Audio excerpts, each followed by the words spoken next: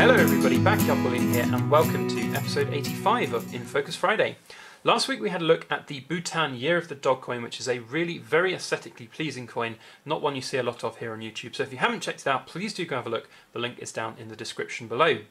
As you can see, the winner from last week's vote was the emu, and we'll have a look at that in a moment. Just to remind you though, there will be a vote at the end of this episode with the elephant and the prospector bars returning with one additional item. So make sure you stick around to the end of the episode and cast your vote for what you want to see next time. But today we are going to be having a look at the emu, and here it is in all its glory.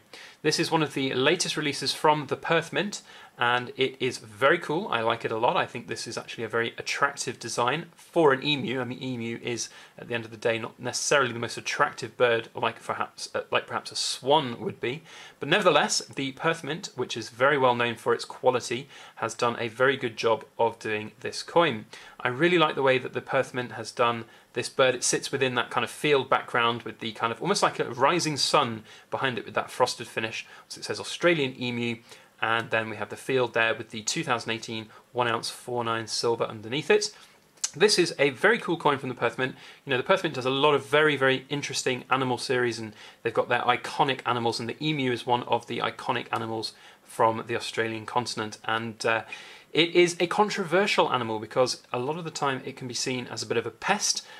Certainly back in the 1920s, 1930s, it really was a rampant pest, and there was a very interesting occurrence that was called the Emu War, where the Australian military was called into the Northern Territories of Australia to try and cull the rampaging herds of these emus, which were decimating crops and plaguing farmers throughout the region.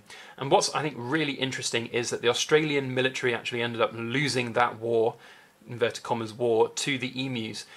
They sent a number of people with basically, you know, machine guns to essentially slaughter as many of them as possible, and originally the plan was that they would be able to get pretty close to the birds and just mow them down. But as it turned out, the emus were a little bit more manoeuvrable and smarter than you might have thought, and according to some of the research I've done, they ended up breaking off into little packs and warbands when they started taking fire, and a lot of the military action was completely unsuccessful. I think they managed to kill between 50 and 100 birds in one particular sort of day's worth, which was nothing compared to the 50-60,000 birds that were running around the region. And it was the emus were compared to the Zulus of Africa as competent warriors, and it seemed like the emus got the better of the Australian military. And in fact, the military action was very poorly looked upon in the media of the time. Certainly the way that the military handled it and the outcome, it was very much unfavoured for the emus. So over the course of the following couple of years and decades, the military was asked to come in again and help with the culling, but they declined to. They were afraid of the emus, so the Australian military really were defeated by the emus, which I think is hilarious. Only the Australians could be defeated by emus. I do apologise to any of my Australian viewers watching, but it is quite a comical part of your history. But if you want to find out more about the Emu War, I would highly recommend that you go and Google Emu War, because it is very fun indeed. But anyway, to the coin, there's a few things, just let's have a look at it again. So the obverse design is done by Ian Rank Broadley, which is a very good likeness of Queenie. This little mark here, by the way, is on the capsule, not the actual coin. Very cool indeed. $1 denomination, Elizabeth II. And then on the reverse, we've got the emu.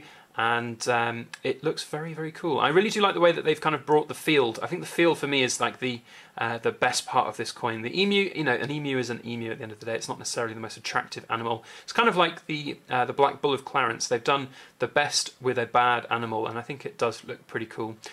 Mintage-wise, this has only got 30,000 as a mintage, so pretty low mintage, and there was a lot of hype about this coin in the build-up to it being released about whether it would be the next swan like we had last year from the Perth Mint, which has proved to be an incredibly popular coin and has garnered huge premiums over the release prices, and obviously the fact that it's only a 1 ounce silver coin.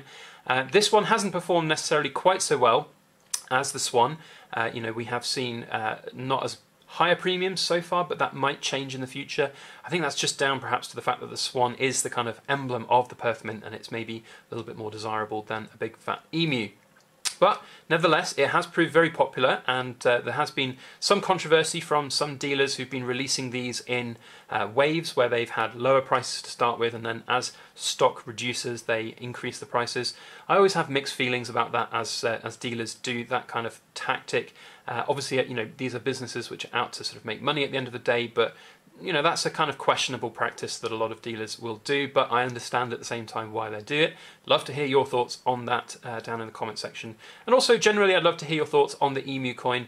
Do you like it? Do you like the design? Do you think it looks good? Do you think it's the next Perth Swan? Are you inspired to get one because of this video? I always like to hear those things, so please do comment down below about what you think about the emu. So there we go, that is the emu.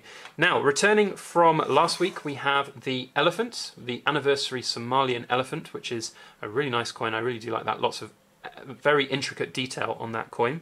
We then have the pair of prospector bars, which I picked up via the Silver Forum. Really love those tiny little 1 ounce bars, very cool indeed. And then the newest coin for voting is the Isle of Man Pegasus. So we have here, I can't remember, I think this is the reverse proof Pegasus. I could be wrong though, I'll have to double check.